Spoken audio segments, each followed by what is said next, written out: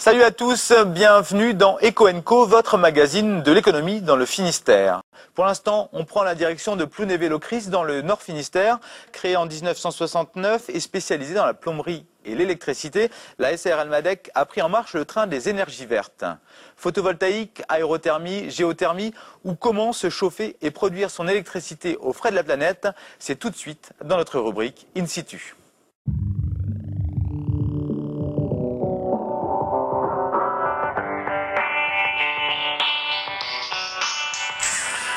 À l'étroit dans ses bureaux, la société MADEC s'agrandit. 3 employés en 1993, elle en compte aujourd'hui 27. Une forte progression due à un virage à 180 degrés de son activité.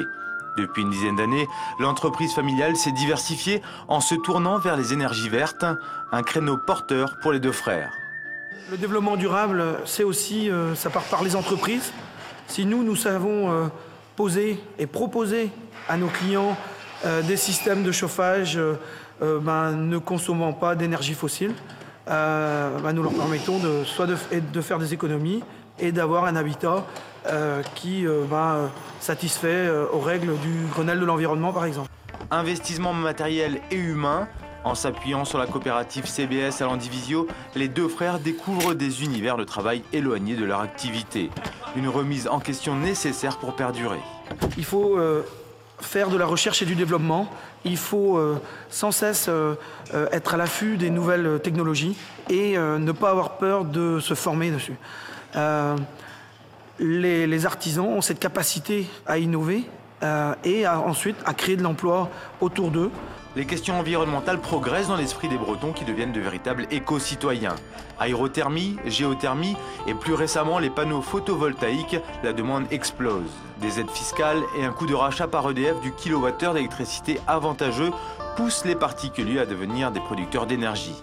Le principe, c'est qu'on va, grâce à la lumière du soleil, pas forcément la chaleur, la lumière, on va créer de l'électricité en courant continu que l'on va ensuite pouvoir transporter jusqu'à notre local électrique. Dans ce local, on va transformer le courant continu en courant alternatif. Et ce courant alternatif, il va être réinjecté dans le réseau EDF pour permettre à toutes les personnes autour du bâtiment qui crée l'électricité d'utiliser cette énergie. Et c'est rentable. On peut différencier deux installations. On a donc le particulier qui, lui, est inférieur à 3 kW crête et le professionnel qui est supérieur à 3 kW. 3 kW crête, ça donne droit au crédit d'impôt, ça donne droit à un tarif de rachat de 58 centimes du kilowattheure et également donc à un retour sur investissement qui va se faire au bout de 8 ans à peu près. Le tarif de rachat étant fixé par contrat avec EDF pour 20 ans, on va se retrouver donc avec 12 ans de production, avec, pour 3 kW crête, une production de 1 500 € d'électricité revendue à peu près. Sur le toit d'une maison témoin, l'entreprise vient de poser 40 panneaux photovoltaïques. C'est 3 fois plus qu'une installation classique. En moins d'une demi-heure, c'est 2,40 € revendus à EDF. Ici, l'investissement est lourd, mais la surface couvre largement les besoins d'une famille. Mais effectivement, les chiffres simples, un particulier, une maison, 2 enfants, 3000 kWh de besoin à l'année. Donc ici, on voit en 4 jours, on a produit 75 kWh. Voilà un petit peu des chiffres par là. En ce moment, sur l'installation, on produit 6400 watts. Donc qui est à comparer avec un radiateur électrique, par exemple, qui va consommer 1500 watts, 1000 watts. Donc c'est ces mêmes watts qu'on retrouve ici. Donc ça, c'est une production instantanée. En clair, l'électricité produite ce jour-là par les panneaux photovoltaïques équivaut à la consommation de 4 radiateurs de 1500 watts allumés simultanément. Autre moyen de consommer moins d'énergie, l'utilisation de pompes à chaleur. Il y a l'aérothermie, qui va utiliser les calories de l'air ambiant pour produire de la chaleur, et la géothermie, qui, elle, puise la chaleur du sol. Alors Pascal, sous nos pieds, on a une source de production de chaleur inépuisable. Tout à fait. La chaleur est inépuisable dans la Terre. On se rend compte que quand on fait un forage de géothermie, à partir de 2 mètres de profondeur jusqu'à 100 mètres, la température de la Terre est de 12 degrés. C'est-à-dire qu'on va utiliser un fluide frigorigène pour récupérer toutes les calories que l'on a puisées dans la Terre. On va ensuite la transformer, monter en température pour chauffer l'eau du plancher chauffant qui viendra chauffer la maison.